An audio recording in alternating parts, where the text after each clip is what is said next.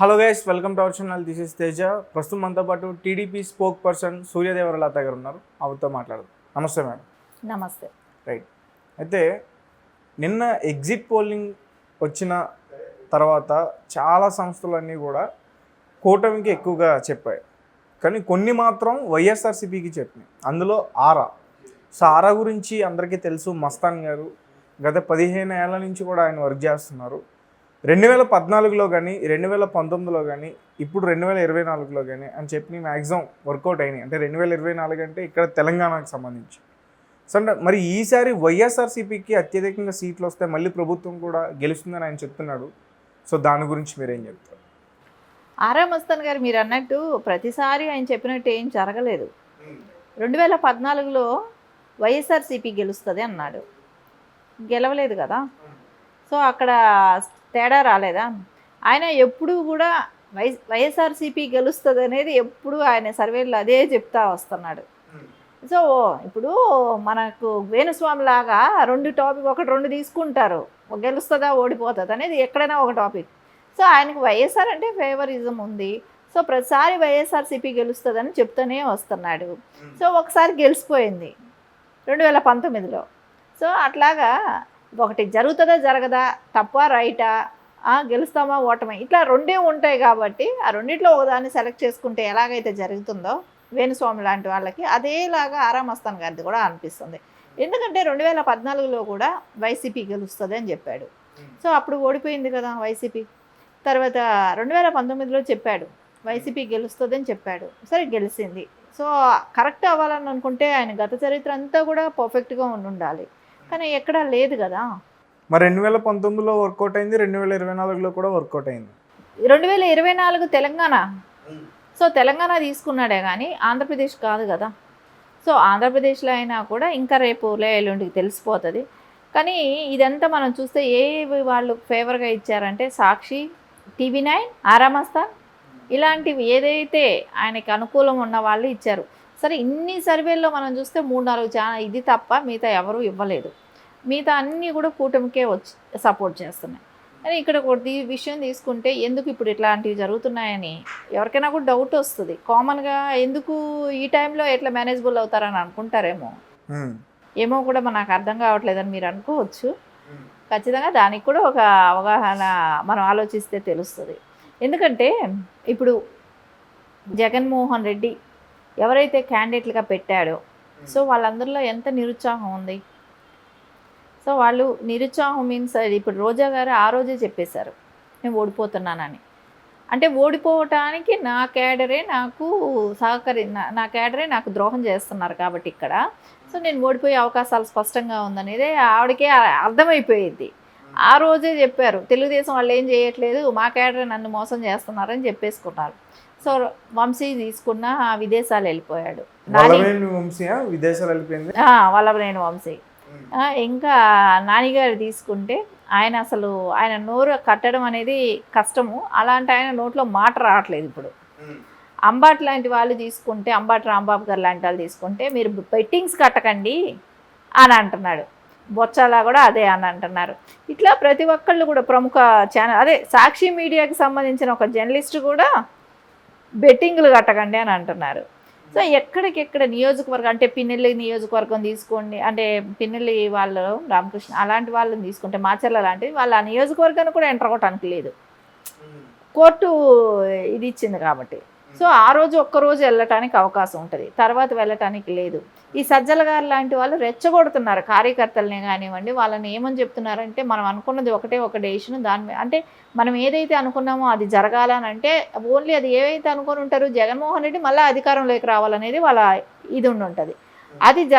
అది దానికోసం మీరు ఎట్లా పనిచేయాలి, ఇది న్యాయమా, దీన్ని మనం చేస్తే తప్పు అవుతుందా, ఇట్లాంటివి ఏమీ ఆలోచించకండి, మీరు వన్ సైడ్ వెళ్ళిపోయి పనిచేయండి అని చెప్పి ఆయన మీడియా ముఖంగానే చెప్పాడు ఆ మాట. సరే ఇవన్నీ చెప్పినా కూడా కేడర్లో ఒక ధైర్యం అనేది లేకుండా పోయింది. సో వాళ్ళకి కేడర్కి ధైర్యం లేనప్పుడు రేపు పొద్దున వెళ్ళి కౌంటింగ్ బూత్లో వెళ్ళి కూర్చుంటారా? కౌంటింగ్ ఏజెంట్లుగా వాళ్ళు వెళ్ళాలి కదా. సో వాళ్ళు వెళ్ళటానికి భయం అనేది, వాళ్ళకి వెళ్ళటానికి అవకాశం లేకుండా వాళ్ళకు ఒక నిరుత్సాహం అంటూ వచ్చింది. దాన్ని ఒక బూస్టప్ కోసం ఆరా మస్తాన్ గారు లాంటి వాళ్ళ అదే కానివ్వండి, కొన్ని ఛానల్స్ వాళ్ళు కొంతమందివి మళ్ళీ తీసుకొని పరిగణలోకి తీసుకొని ఒక 4-5 వాళ్ళకి ఫేవర్గా ఇస్తే అవే గెలుస్తాయి అనే ఒక నమ్మకాన్ని వాళ్ళకి కల్పించడం కోసం వాళ్ళ క్యాడర్కి చేస్తున్న ప్రయత్నం. రేపు పొద్దున వాళ్ళు అక్కడ వెళ్ళాలి, గొడవలు పడాలి, ఫైట్ చేయాలి. రేపు ఏ రకమైన అంటే మనం చూసాం గతంలో కూడా, ఇప్పుడు మనకి పోలింగ్ అయిన తర్వాత కూడా ఎన్ని చోట్ల ఎంత దుర్మార్గం రౌడీయిజం జరిగిందో చూసాం. సో తిప్పి అలాంటివి ప్రోత్సహించడానికి కోసమే. అంటే మనం గెలుస్తున్నాం, మీరు దేనికి భయపడకండి, మీరు దుర్మార్గంగా ఏది చేయాలనుకుంటారో అది చేయండి అనే ఒక లైసెన్స్ లాంటిది ఇవ్వటానికి, మీరు మళ్ళీ మన గవర్నమెంటే వస్తుంది, సో మేము అన్నీ చూసుకుంటాం, రేపు పొద్దున కేసులు పడినా మేము చూస్తాం, గవర్నమెంట్ మందే ఫామ్ అవుతుంది, చూడండి సర్వేలన్నీ ఎలా ఇచ్చాయి అని వాళ్ళకు ఒక బూస్టప్ లాంటిది, వాళ్ళకు ఒక అంటే మీరు ఏ గొడవైనా చేసినా మీకు లైసెన్స్ లాంటిది అన్నట్టు చెప్పడం జరుగుతుంది. దానికోసం వాళ్ళు ఇలాంటి ఫేక్ సర్వేలన్నీ కూడా చేయటం జరుగుతుంది. అయితే ఆరా మస్తాన్ గారికి ఇప్పటివరకు కూడా ఒక రకంగా ఆయన చెప్పిన దానికి గుడ్ నేమ్ అయితే ఉంది. మరి అలాంటి వ్యక్తి ఈసారి నేను చెప్పింది తప్పు అయితే నా వృత్తిని వదిలేస్తానని చెప్పేసి అతను డైరెక్ట్గా చెప్పింది.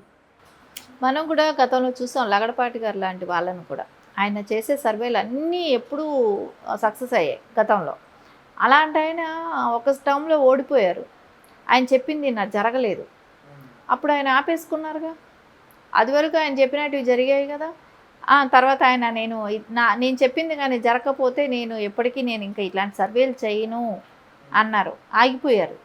రేపు పొద్దున ఆరా మస్తాన్ గారు లాంటి వాళ్ళైనా అంతే, ఆయన ఏమో అతీతం కాదు కదా. సో చెప్పిందే జరగాలంటానికి ఇక్కడ ఒక 40 మంది ఇస్తే 40 మందిలో ఒక 5 మంది వాళ్ళకి సర్వేలకి జగన్మోహన్ రెడ్డికి చెప్పారు, కానీ మిగతా సర్వేలంతా కూడా ఎన్డీఏ కూటమి గెలుస్తుంది, అదే గవర్నమెంట్ ఫామ్ చేసే అవకాశం ఉందనేది మిగతా వాళ్ళందరూ కూడా చెప్తున్నారు కదా. సో దీని మూలాన్ని మనకు ఒకటే అర్థమవుతుంది, ఆరా మస్తాన్ గారు ఒకవేళ నిజంగా మేబీ రేపు సన్యాసం తీసుకుంటారేమో, ఇంకా రాదు కాబట్టి. అంటే ఇట్లాంటివి చేసే సన్యాసం నేను చెప్పేది అంటే లగడపాటి గారి లాగా రాజకీయం గురించి ఇంకొకసారి అనాలిసిస్లు ఇట్లాంటివి చేయటం మానేస్తారేమో అనిపిస్తుంది. మేడం, అంటే ఇప్పటివరకు కూడా కూటమికి ఏవైతే చెప్తున్నాయో కొన్ని సంస్థలు సర్వేలన్నీ కూడా అవన్నీ కొత్తగా పుట్టుకొచ్చాయి అని చెప్పేసి చెప్తున్నాయి. అలాగే వైఎస్ఆర్సీపీ పార్టీకి చెప్పినవన్నీ కూడా గత 20 ఏళ్ళ నుంచి అనుభవం ఉందని చెప్పేసి అంటున్నారు. నేషనల్ వైజ్ చూసుకున్నా అలాగే అంటున్నారు. ఎందుకమ్మా ఇండియా టుడే ఇట్లాంటివన్నీ చెప్పాయి, పెద్ద పెద్దవి నేషనల్వి. 40లో మీకు అన్నీ ఉండేది, 15-20 వరకు అన్నీ కూడా పాతవి. సో కొత్త వచ్చుంటాయి మేబీ. సరే అట్లా అనుకుంటే ఆరా మస్తాన్ ఎన్ని సంవత్సరాలుగా ఉన్నారు? 15 ఏళ్ళుగా ఉన్నారు. అంతకుముందు ఆయన ఎవరో కూడా తెలియదు. ఆ 15 ఏళ్లలో కూడా ఆయన ఇచ్చింది లాస్ట్ టైం ఒకటే సక్సెస్ అయింది 2019లో. సో అంతకుమించి ఏమీ జరగలేదు కదా.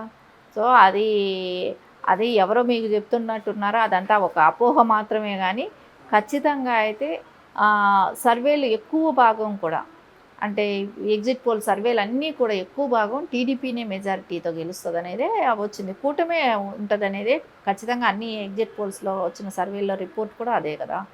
ఓకే, మరి ఆరా మస్తాన్ లాంటి వ్యక్తి పవన్ కళ్యాణ్ కూడా గెలుస్తాడని చెప్పాడు, అత్యధిక మెజారిటీతో పవన్ కళ్యాణ్ గారు గెలుస్తారని చెప్పారు. ఇప్పుడు గెలుస్తారని చెప్పేది తెలిసిన విషయమే కదా. పవన్ కళ్యాణ్ గారు ఓడిపోతారు అనేది అయితే ఎవరు అనట్లేదు, సో గెలుస్తారనే చెప్తున్నారు. అది పెద్ద డిఫరెన్స్ ఏం లేదు కదా. నేను చెప్పేది ఒకటే, కొన్ని అన్నీ ఏమీ జరిగిపోవు. ఆరా మస్తాన్ గారు ఇప్పుడు ఓడిపోతుంది అని అంటే ఓడిపోయే ఆస్కారం లేదు అనే చెప్తున్నా. పవన్ కళ్యాణ్ గారు గెలుస్తారనేది అయితే మాకందరికీ కాన్ఫిడెంట్ ఉంది గెలుస్తారనేది. సో దాని మూలన కొత్తగా ఇప్పుడు ఏమైనా ఆయన చంద్రబాబు నాయుడు గారి గురించి చెప్పారా, లేకుంటే లోకేష్ గారి గురించి ఎవరి గురించి కూడా చెప్పలేదు కదా, అందరూ గెలుస్తారనే కదా. సో అదేలాగా ఆయన గెలుస్తారు. పవన్ కళ్యాణ్ గారు కూడా అంటే పార్టీ అధ్యక్షుడే కానివ్వండి, ఆయనకున్న ఇమేజే కానివ్వండి, ఆయన కూడా ఖచ్చితంగా గెలుస్తారు కదా.